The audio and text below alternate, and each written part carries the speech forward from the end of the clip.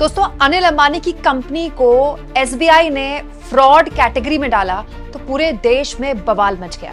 अलग अलग तरह की फोटोज वायरल होने लगी जिसमें अनिल अंबानी प्रधानमंत्री मोदी के बड़े करीब दिखाई दे रहे हैं और लोग तो इस बात पर भी चर्चा करने लगे कि अनिल अंबानी, ऐसा नहीं कि गुजरात के जमाने से अनिल अंबानी मोदी के क्लोज रहे, अभी कुछ दिन पहले की भी मोदी के साथ अनिल अंबानी की फोटोज हैं। इस बीच लोग ये भी सवाल उठाने लगे कि अनिल अंबानी की कंपनियां, जो अलग अलग कंपनियां हैं, उनको लेकर लगातार जो क्वेश्चन मार्क खड़े हुए थे उनका जवाब कभी देश को नहीं मिला। और इस बीच मैदान में आ गए राहुल गांधी।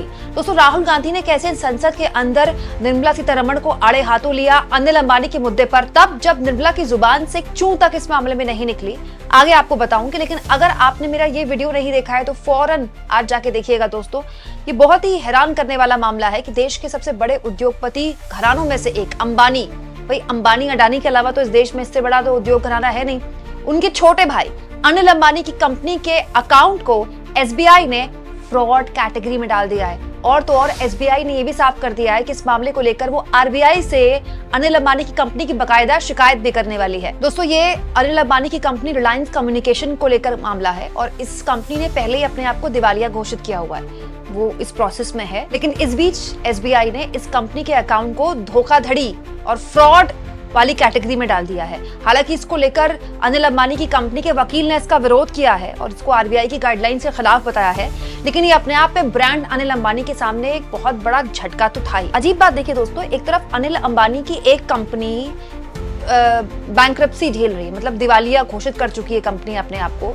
उस कंपनी के बैंक अकाउंट को देश के सबसे बड़े बैंक ने धोखाधड़ी या फ्रॉड की कैटेगरी में डाल दिया है। वही अनिल अंबानी देश के दूसरे सेक्टर्स में खूब बढ़िया पैसा कमा रहे हैं। दोस्तों, अनिल अंबानी की दूसरी कंपनियां हैं जो इस वक्त जबरदस्त तरीके से अच्छा कर रही हैं, बाकायदा शेयर बाजार में उनका बम बम हो रहा है।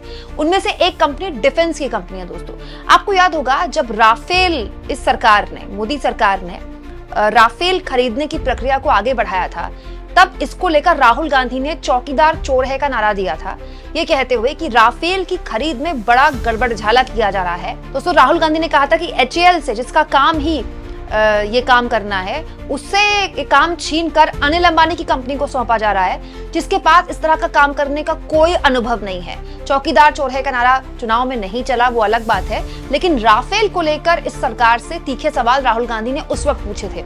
अब अनिल अंबानी की एक दूसरी कंपनी एसबीआई के रडार में आई, एसबीआई ने उसको फ्रॉड कैटेगरी में डाला, तो राहुल गांधी का वो पुराना बयान सोशल मीडिया में एक बार फिर से चर्चा का विषय बन गया। 2019 के आसपास का ये लोकसभा के अंदर का बयान है दोस्तों, जिसमें निर्मला सीतारमण बैठी हुई हैं और दोस्तों वक्त देखिए, राहुल गांधी के ठीक बगल में ज्योतिरादित्य सिंधिया बैठे हुए हैं, तब वो कांग्रेस में ही थे। और राहुल गांधी जबरदस्त तरीके से निर्मला सीतारमण और उस वक्त के रक्षा मंत्री को आड़े हाथों लेते हुए कह रहे हैं कि जो काम एचएएल का था वो आपने अनिल अंबानी की ऐसी कंपनी को कैसे सौंप दिया जिसके पास ये काम करने का अनुभव ही नहीं है। दूसरा, अगर आप ये कहते हैं कि आपको अपने पड़ोसी से खतरा है, तो फिर आप 100 से ऊपर जो राफेल, हम मतलब मनमोहन सिंह की सरकार के दौरान ये तय हुआ था कि 100 से ऊपर राफेल खरीदे जाएंगे, तो फिर आपने इसको 36 क्यों कर दिया?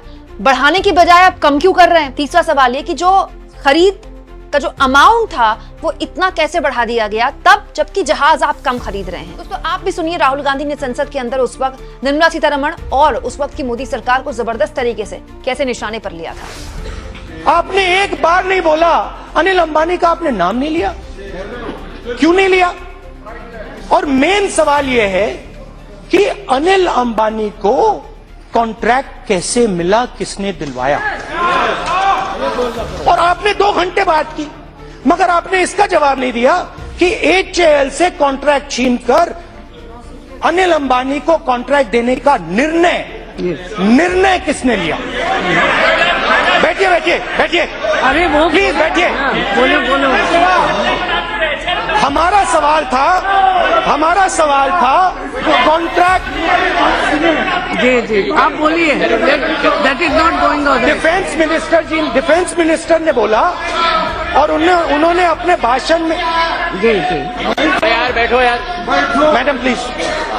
अब ये तो डिफेंस मिनिस्टर ने अपने भाषण में क्लियरली बोला कि पुराने कॉन्ट्रैक्ट को बदल के नया कॉन्ट्रैक्ट डेवलप किया गया। और जब L1 की सवाल आया, उन्होंने जवाब नहीं दिया, बट उन्होंने कहा था कि एक पुराना कॉन्ट्रैक्ट था और उसको बदला गया, नया कॉन्ट्रैक्ट लाया गया।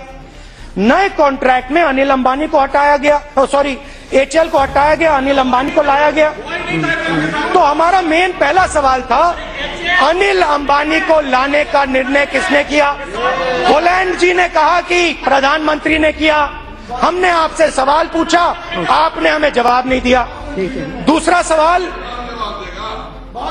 L1 जो यूपीए के समय बिड हुई थी, उसमें राफेल का दाम 560 करोड़ रुपए था। आपकी डील में 1600 करोड़ रुपए हो गया। पहली बिड में आरएफपी में बेयर एयरक्राफ्ट नहीं था, फुल कॉम्प्लीमेंट था। और ये यहाँ लिखा है, in addition to weapons launchers pylons would have to be provided, the requirement for launchers is tabulated at below. तो आपने ये जवाब नहीं दिया। आपने ये जवाब नहीं दिया। ठीक है, ये चाहते हैं कि प्राइस कैसे बढ़ा। तीसरा सवाल जो आपने बोला कि आप बोलते हैं। तीसरा सवाल कि नेबरहुड बहुत डेंजरस है। अगर नेबरहुड बहुत डेंजरस है तो आपने 126 से 36 कैसे कर दिया? अगर आपको सही दाम पे 36 मिल रहे थे तो 126 क्यों नहीं खरीदे? I am sorry. हालांकि दोस्तों ये बात पुरानी है, लेकिन क्योंकि अनिल अंबानी का जिक्र हुआ इसीलिए ये जो राहुल गांधी की बोली हुई बात थी फिर से सोशल मीडिया के तहखाने से निकल कर आ गई। लेकिन आपको एक और बात बता दूं दोस्तों कि अनिल अंबानी की डिफेंस इंफ्रास्ट्रक्चर वाली जो कंपनी है इन दिनों बढ़िया कर रही है। दोस्तों रिलायंस डिफेंस अनिल अंबानी की कंपनी है, उसने इस वक्त जबरदस्त तरीके से शेयर मार्केट में तूफान मचाया हुआ है, रॉकेट बना हुआ है उसका शेयर। तो डिफेंस सेक्टर की इस कंपनी की अभी एक विदेशी कंपनी के साथ 20,000 करोड़ की बड़ी डील हुई है। दोस्तों ये डील अमेरिका की एक डिफेंस कंपनी के साथ हुई थी। अजीब बात देखिए दोस्तों कि ये बड़ी बड़ी कंपनियां, दुनिया भर की जो कंपनियां हैं, एक ऐसे शख्स की कंपनी में इन्वेस्ट कर रही हैं, उनके साथ डील कर रही हैं जो अपने देश में अपनी एक दूसरी कंपनी का उनका जो बैंक अकाउंट है वो फ्रॉड की कैटेगरी में आ चुका है। इससे पता चलता है दोस्तों कि ये जो पूरा सेक्टर है, चाहे वो डिफेंस, खासतौर पर डिफेंस सेक्टर है, ये कितना रहस्यमयी है। और ऐसा नहीं हमारे देश में, पूरी दुनिया में है। दूसरी एक और बात पता चलती है दोस्तों कि आप और मैं अगर 1 लाख रुपए, 2 लाख रुपए, 10 लाख रुपए, 50 लाख रुपए का लोन ले लें और अगर हम डिफॉल्ट हो जाएं तो हमारे घर के बाहर खड़े हो जाएंगे बाउंसर और बैंक वाले, या फिर हमारी गाड़ी हो जाएगी टो, जिसका हमने कर्ज लिया था जिसको लेकर। लेकिन अगर आप बड़े बड़े उद्योगपति हैं तो फिर आराम से या तो आप प्रोजेक्ट को बीच में छोड़ सकते हैं या फिर आप अपनी कंपनी को दिवालिया घोषित कर सकते हैं। अब देखिए एक कंपनी अनिल अंबानी की दिवालिया घोषित हो चुकी है और उसी शख्स की दूसरी कंपनियां बम बम कर रही हैं। दोस्तों आप इस मुद्दे पर क्या सोचते हैं? कमेंट बॉक्स में जरूर लिखें और जितना हो सके चैनल को शेयर करें, सब्सक्राइब और थैंक्स और ज्वाइन, ये 2 ऑप्शन है दोस्तों। आर्थिक तौर पर भी आप इन 2 ऑप्शंस के जरिए चैनल की मदद कर सकते हैं।